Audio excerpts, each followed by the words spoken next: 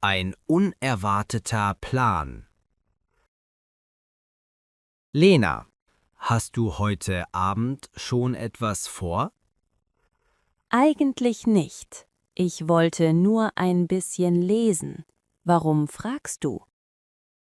Ich habe gerade eine E-Mail von meinem Bruder bekommen. Oh, wie geht es ihm in Berlin?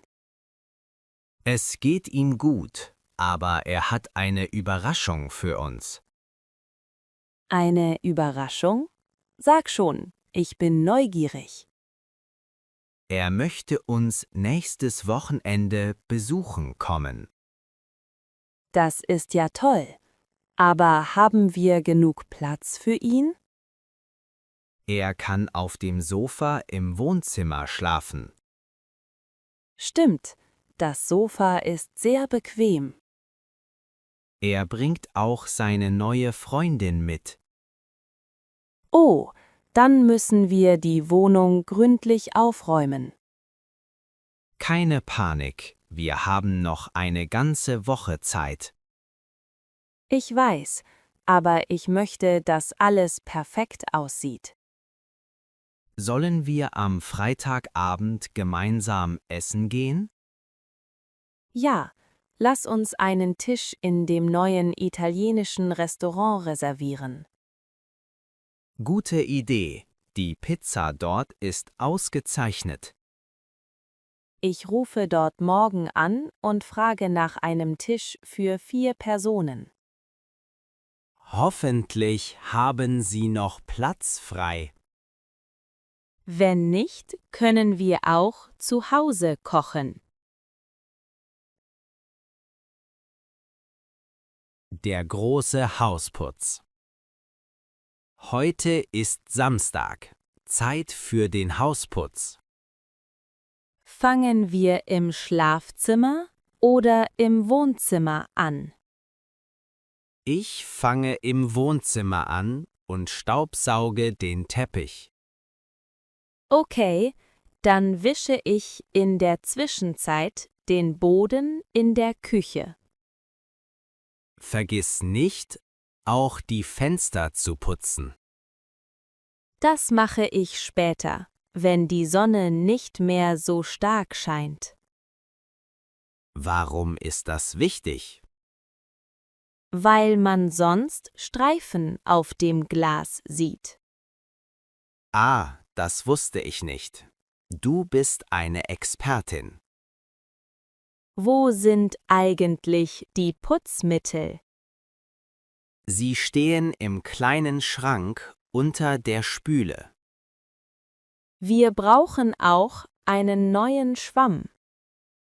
Ich habe gestern eine Packung beim Einkaufen mitgebracht. Super, du denkst wirklich an alles. Könntest du mir helfen, die Bettwäsche zu wechseln? Ja, nimm die frische Wäsche aus dem Schrank im Flur. Soll ich die blaue oder die weiße Bettwäsche nehmen? Nimm die weiße, die sieht edler aus für die Gäste. Okay, ich mache das sofort. Nach dem Putzen haben wir uns eine Pause verdient. Ein Besuch auf dem Flohmarkt. Lena, schau mal aus dem Fenster. Auf dem Platz ist heute ein Flohmarkt. Oh, ich liebe Flohmärkte. Wollen wir kurz hingehen? Vielleicht finden wir eine schöne Lampe für das Gästezimmer. Oder ein paar alte Bücher für mein Regal. Zieh dir eine Jacke an. Draußen ist es etwas windig. Ich nehme auch meine große Stofftasche mit. Schau dir diesen alten Holztisch an. Ist er nicht schön? Er ist toll, aber leider viel zu groß für unsere Wohnung. Wie viel kostet diese Kamera dort? Ich frage mal den Verkäufer. Entschuldigung, was kostet das? Das macht 15 Euro. Ein echtes Schnäppchen. Funktioniert sie noch einwandfrei? Ja, ich habe sie letzte Woche erst getestet. Max, Kauf sie doch. Du fotografierst doch so gerne. Okay, ich nehme sie. Hier sind 15 Euro. Guck mal hier. Diese handgemachten Tassen sind wunderschön. Die würden gut zu unserem Frühstücksservice passen. Ich nehme 2 Stück. Eine für dich und eine für mich. Der Flohmarkt war eine super Idee. Ja, ich bin froh, dass wir hergekommen sind. Probleme mit der Technik. Lena, funktioniert das WLAN bei dir? Nein, ich habe gerade keine Verbindung zum Internet. Das ist ärgerlich. Ich muss dringend ein Dokument hochladen. Hast du den Router schon einmal neu gestartet? Ja, das habe ich vor 2 Minuten gemacht, aber es hilft nicht. vielleicht gibt es eine Störung in der ganzen Straße. Ich rufe mal beim Kundenservice an. Hoffentlich musst du nicht ewig in der Warteschleife hängen. Die Musik in der Warteschleife ist schrecklich. Und was haben sie gesagt? Ein Techniker kommt morgen Vormittag vorbei. Bis morgen, aber ich muss heute noch im Homeoffice arbeiten. Du kannst dein Handy als Hotspot benutzen. Das verbraucht aber sehr viel Datenvolumen. Für ein paar E-Mails wird es reichen. Mein Laptop ist auch fast leer.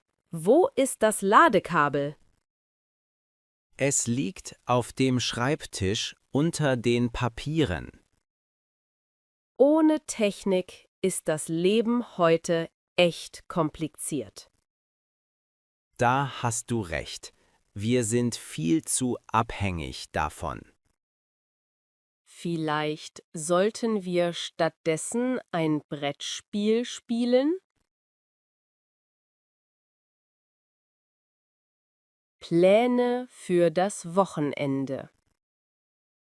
Lena, hast du schon Pläne für unser freies Wochenende?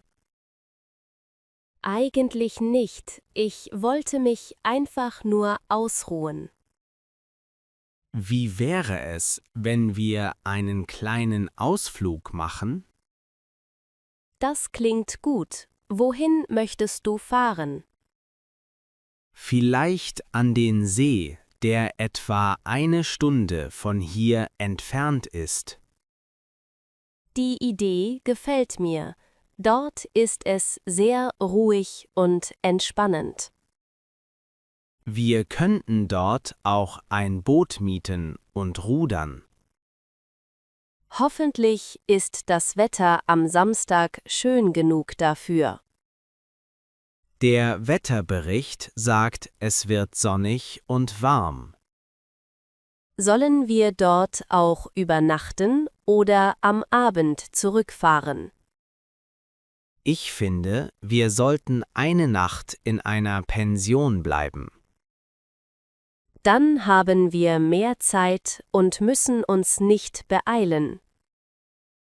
Ich schaue gleich mal im Internet nach freien Zimmern. Such bitte etwas mit einem schönen Blick auf das Wasser.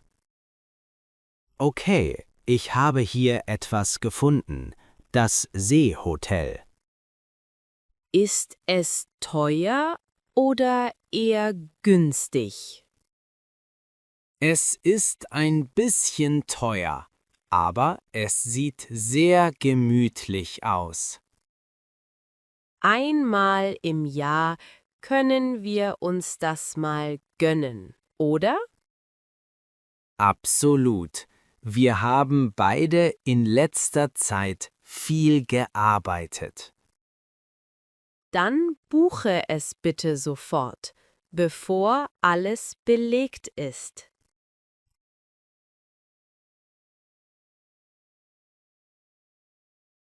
Koffer packen und Vorbereitung.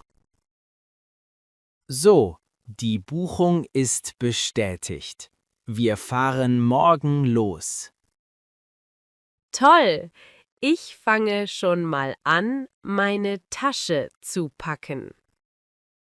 Was nimmst du alles mit? Wir bleiben ja nur eine Nacht. Ich brauche meine Wanderschuhe und eine warme Jacke für den Abend. Vergiss deine Sonnenbrille und die Sonnencreme nicht. Stimmt, am Wasser verbrennt man sich schnell die Haut. Ich nehme auch mein Buch mit, um am Steg zu lesen. Hast du die Kamera eingepackt? Ich möchte Fotos machen. Ja, sie liegt schon oben in meinem Rucksack. Sollen wir uns auch ein paar belegte Brote für die Fahrt machen? Ja, das spart Zeit und Geld unterwegs. Ich habe noch Käse und Gurken im Kühlschrank. Perfekt. Ich mache die Brote fertig, während du packst.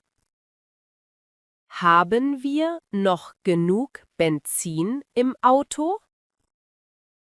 Nein, ich muss heute Abend noch zur Tankstelle fahren. Kannst du bei der Gelegenheit auch den Reifendruck prüfen? Klar, Sicherheit geht vor bei einem Ausflug. Ich freue mich so sehr auf die frische Luft und die Natur. Ich auch. Weg von der lauten Stadt und dem Verkehr. Das wird uns beiden sehr gut tun.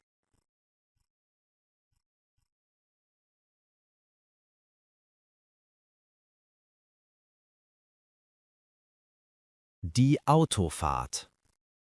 Bist du bereit? Alles im Auto verstaut? Ja, wir können losfahren. Hast du das Navi eingestellt? Das Ziel ist eingegeben. Wir brauchen 55 Minuten. Sollen wir ein bisschen Musik hören oder ein Hörbuch? Lass uns das neue Hörbuch hören, das du gestern gekauft hast. Gute Idee. Die Geschichte soll sehr spannend sein. Schau mal links. Die Landschaft ist hier wirklich wunderschön. Ja, die vielen gelben Rapsfelder sehen toll aus. Wir sind fast da. Siehst du schon den See? Ja, da vorne glitzert das Wasser in der Sonne. Der Parkplatz vom Hotel ist direkt dort drüben. Es ist hier noch viel schöner als auf den Fotos im Internet. Ich parke den Wagen und dann gehen wir zur Rezeption. Ich hoffe, unser Zimmer ist schon bezugsfertig. Wir sind etwas früh dran, aber Fragen kostet nichts. Guten Tag, wir haben eine Reservierung auf den Namen Schmidt. Die Dame sagt, das Zimmer wird gerade gereinigt.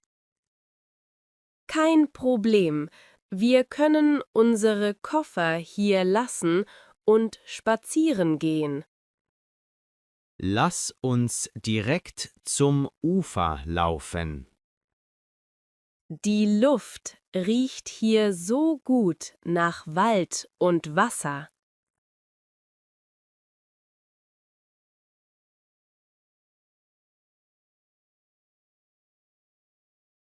Ein Nachmittag am See.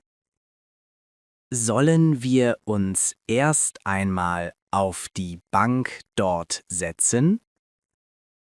Ja, ich möchte einfach nur den Moment genießen. Schau mal, da hinten sind viele Segelboote auf dem Wasser. Das sieht so friedlich aus. Möchtest du später auch segeln? Ich kann leider nicht segeln, aber wir können ein Tretboot nehmen.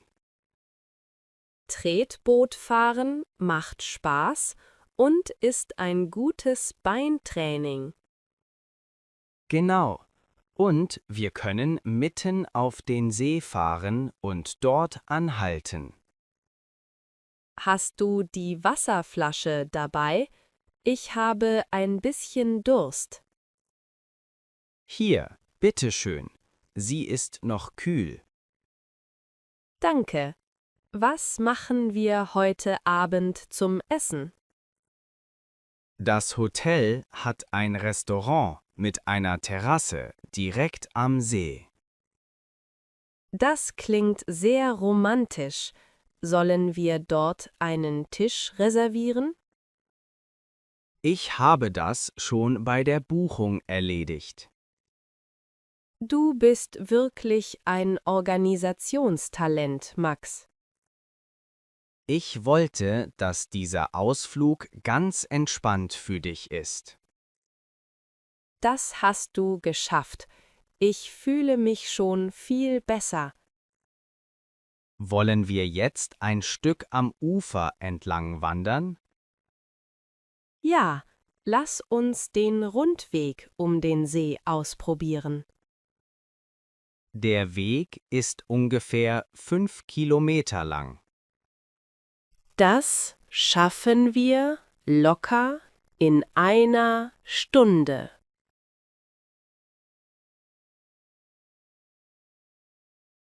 Reflexion und Zukunftsträume. Ich würde gerne in einem Haus am See wohnen.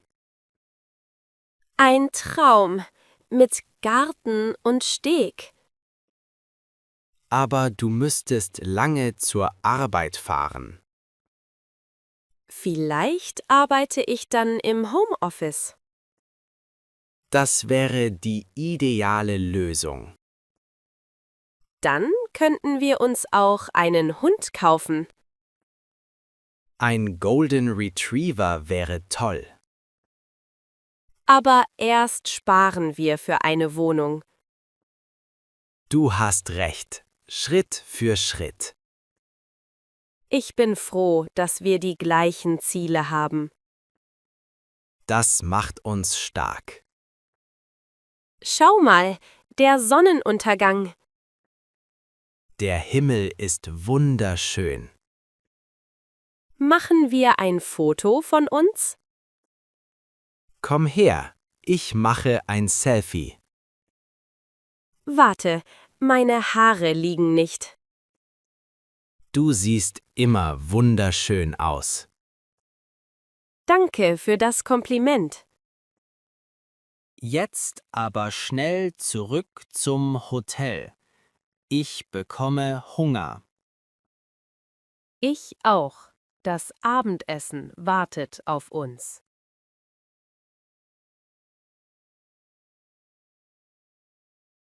Ein romantisches Abendessen. Der Tisch auf der Terrasse ist wirklich wunderschön.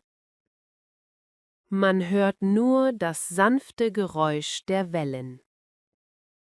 Was möchtest du heute Abend essen, Lena?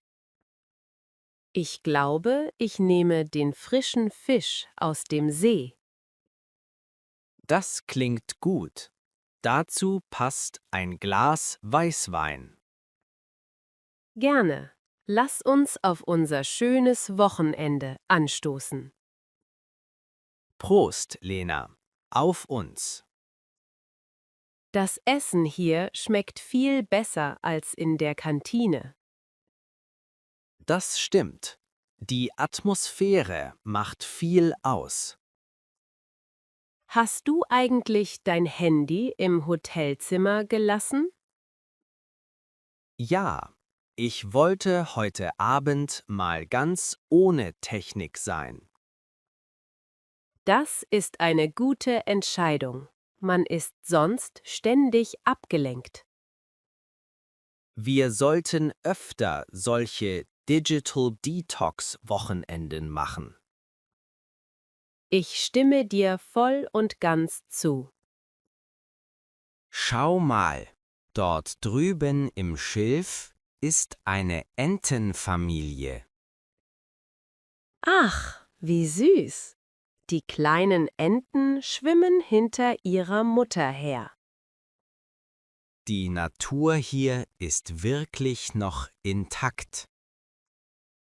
Möchtest du nach dem Essen noch einen kleinen Nachtisch? Vielleicht teilen wir uns ein Stück Apfelkuchen mit Sahne? Ja, ein Stück reicht für uns beide.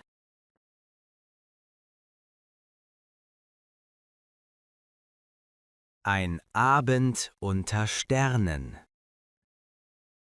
Sollen wir nach dem Essen noch zum Steg gehen? Ja, die Luft ist jetzt so angenehm kühl. Wahnsinn, wie viele Sterne man hier sehen kann.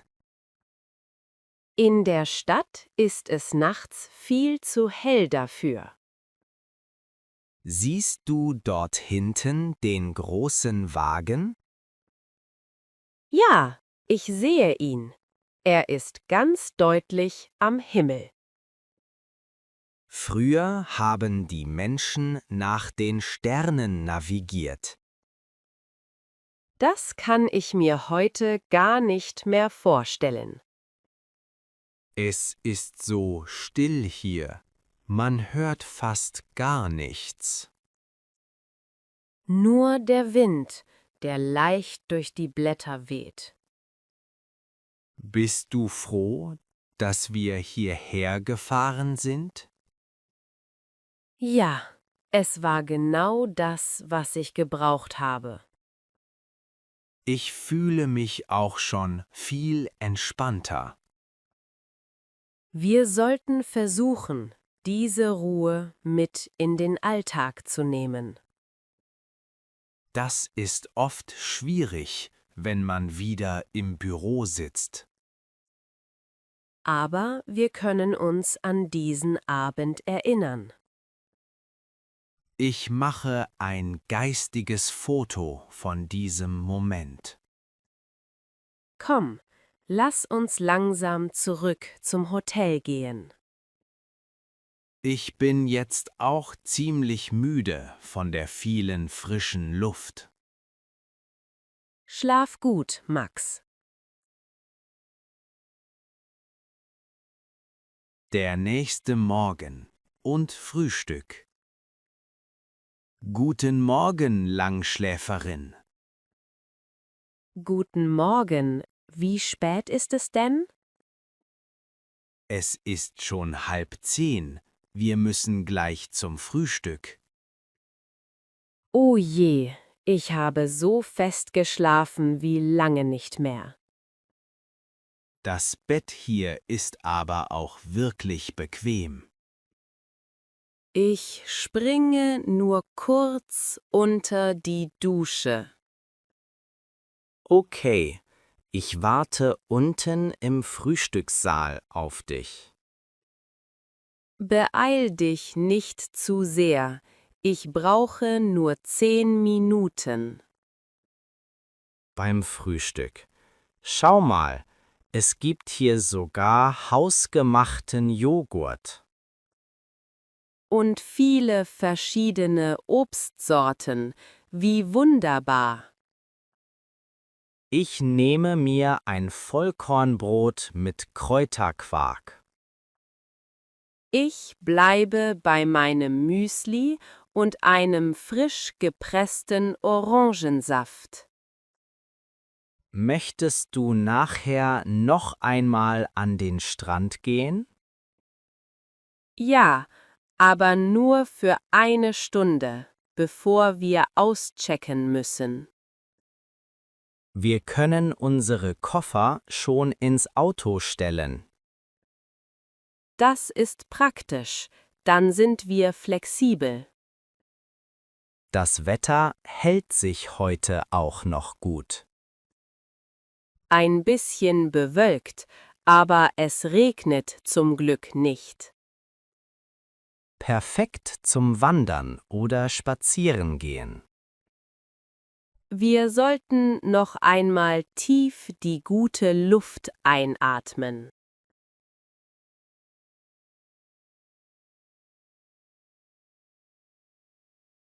Abschied vom See. Hast du alles aus dem Zimmer mitgenommen? Ich denke schon. Moment, wo ist mein Ladekabel?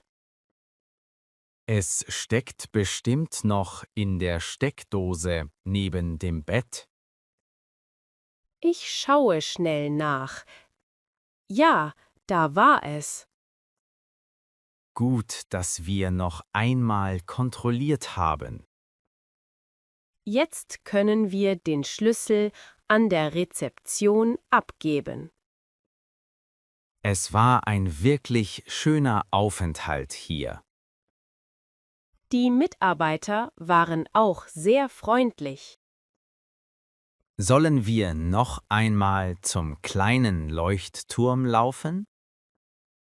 Gerne, das ist ein schöner Abschluss für unseren Ausflug.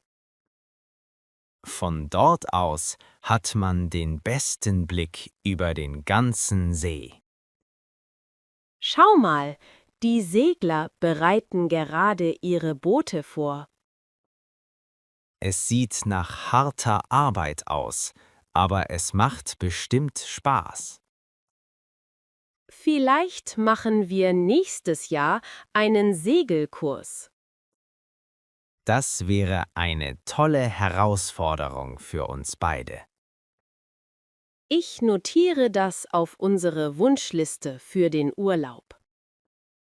Jetzt müssen wir aber wirklich los. Der Verkehr wird sonst zu stark. Du hast recht, am Sonntagnachmittag sind viele Ausflügler unterwegs. Tschüss, schöner See, wir kommen bald wieder. Auf Wiedersehen.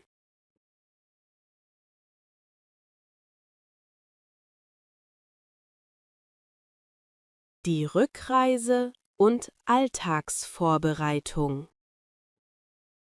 Die Autobahn ist zum Glück noch recht frei. Hoffentlich bleibt das so, bis wir zu Hause sind. Was müssen wir für morgen noch erledigen? Wir müssen noch kurz überlegen, was wir für die Woche kochen. Ich habe Lust auf eine Suppe oder einen Eintopf. Das passt gut. Es soll ab morgen wieder kühler werden. Dann können wir heute Abend noch die Zutaten besprechen. Ich muss morgen auch meine Wäsche waschen. Ich helfe dir dabei. Dann geht es schneller. Du bist heute wieder besonders hilfsbereit, Max. Ich bin einfach nur gut gelaunt nach diesem Urlaub. Da sind wir schon wieder in unserer Straße. Die Zeit verging wie im Flug. Ich trage die kleine Tasche hoch, du nimmst den großen Koffer. Geht klar. Ich schließe schon mal die Haustür auf. Endlich wieder in den eigenen vier Wänden. Zu Hause ist es doch am schönsten, oder? Ja, aber die Abwechslung hat uns gut getan. Ich mache uns jetzt einen Tee und wir planen die Woche. Gute Idee. Ich hole meinen Terminkalender.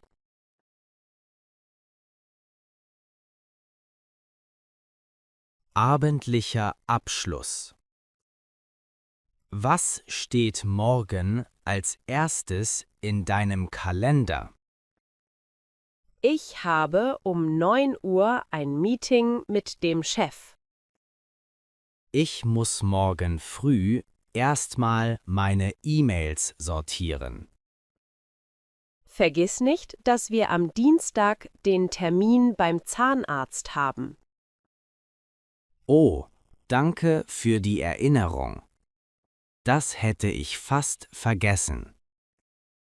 Sollen wir am Mittwochabend zusammen zum Sport gehen? Ja, ich möchte wieder mehr für meine Fitness tun. Nach dem Wochenende am See bin ich sehr motiviert. Ich auch. Bewegung tut einfach gut. Sollen wir heute zeitig ins Bett gehen? Ja, morgen fängt der Ernst des Lebens wieder an. Aber es ist eine kurze Woche. Am Donnerstag ist Feiertag. Stimmt. Da haben wir ja schon wieder ein verlängertes Wochenende. Vielleicht können wir dann meine Eltern besuchen? Gerne.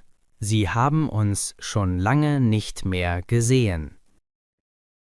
Ich rufe sie morgen mal an und frage, ob sie Zeit haben. So, der Tee ist leer. Wollen wir schlafen gehen?